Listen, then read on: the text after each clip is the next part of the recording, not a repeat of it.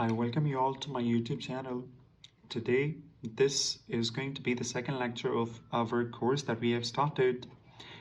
In this video, we are going to talk about present continuous tense, which can also be called present progressive tense. First of all, we are going to study the specific structures of this particular tense. In order to make the positive sentence using present continuous tense, all you need to practice is adding subject in the beginning of the sentence. Then there needs to be the auxiliary verb like is, am, are, and make sure that we always use verb ing, which is grammatically called present participle in present continuous tense.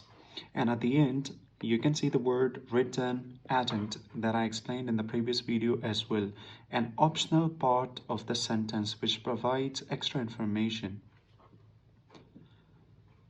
If you want to change your positive sentence into negative, all you need to do is adding the negative adverb not right after these auxiliary verbs is, am, are. And when we talk about the interrogative structure of present continuous tense, we take the auxiliaries, helping verbs, we bring them into the beginning, and the rest sentence should be taken place in its own position. And at the end, do not forget to put the question point.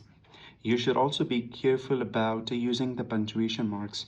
In positive and negative sentences, we always use full stop at the end, and in interrogative sentence, we always end up our sentence with a question mark. In English, like other languages, we do have negative questions as well. But as far as English language is concerned, there are two main dialects used. One is the British English, another is the American one. They do have differences in their grammar as well. When we talk about negative interrogative structure in British English, as I told you and taught to you in the previous lecture, that Britishers always prefer using full forms. They do not use contractions. So we use auxiliaries in the beginning, followed by the subject, and then we do the addition of not. For example, Hamza is playing cricket. Hamza is not playing cricket. Is Hamza playing cricket? Is Hamza not playing cricket? These are the structures so far. Let's move on towards negative interrogative structure used by Americans. What Americans do is contracting the auxiliaries. They always prefer using contractions, right? So the negative contraction form of is with not becomes isn't. The negative form of are with not becomes aren't. But so far in the present day English, we do not have amn't. I mean to say the negative contraction form of am not. So even with I, Americans prefer using aren't. Aren't I teaching you? Aren't I explaining the topic to you? Something like that. I hope it makes sense. Now we are going to talk about the usages of present continuous tense. Here comes the first one. You can see on the screen. Present continuous tense is used to talk about an action that is in progress or continuation at the time of speaking. Right now, there is an activity that is taking place. For that kind of activity, we always use present continuous tense. For example, the students are waiting in the class. The children are playing games on computer. We can have some more examples like I am speaking right now. You are listening to me. So all these examples, these come under present continuous tense because all these actions are taking place right now. Moving on with the second usage, we can also make use of present continuous tense to talk about a journal action which is in progress around the moment of speaking, but not exactly at the moment of speaking. What it means is, for example, you will get to know right now I am making a video for you people teaching you this particular tense. But I can also say I am looking for a job. I am playing games these days. People are spending more time on social media these days. So all these sentences talk about actions that are in continuation around but not exactly at the moment of speaking. So for such activities that are taking place generally, for those actions we also use present continuous tense. You can have a look at both the examples on the screen. Sarah is looking for a new job, not right now, but she is looking for a job these days.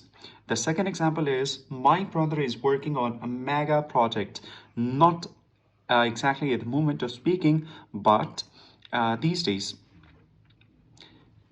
Usage 3, we can also have that it is sometimes used to talk about a gradual change in a situation. Let's suppose when there is a situation which is changing gradually. So for such a gradual change in situation, we always use present continuous tense. For example, the weather is getting cold day by day. We are growing old. The children are getting used to their new school.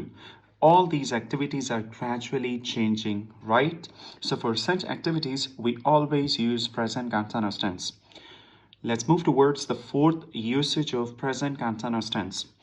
This tense is also sometimes used to talk about actions which will take place in the future, but those are decided or planned in the present time. This is exactly the one we discussed in the previous lecture with simple present tense.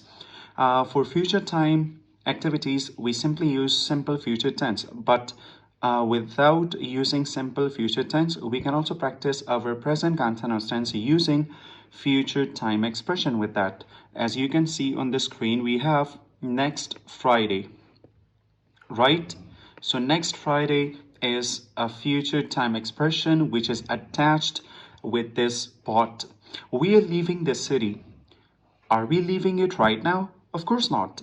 If you're not using any future time expression, so we will take its present time, meaning that this activity is taking place right now.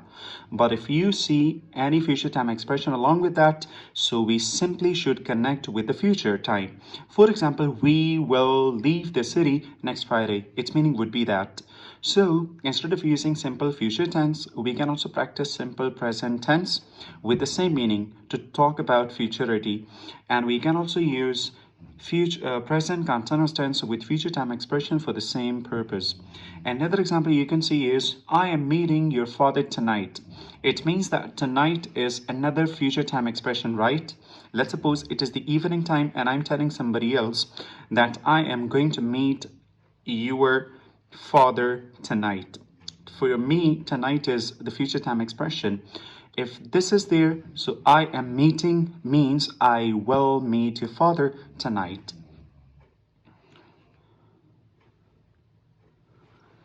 So this is the end of this video. I hope you learned things, you enjoyed it. Keep watching, keep sharing.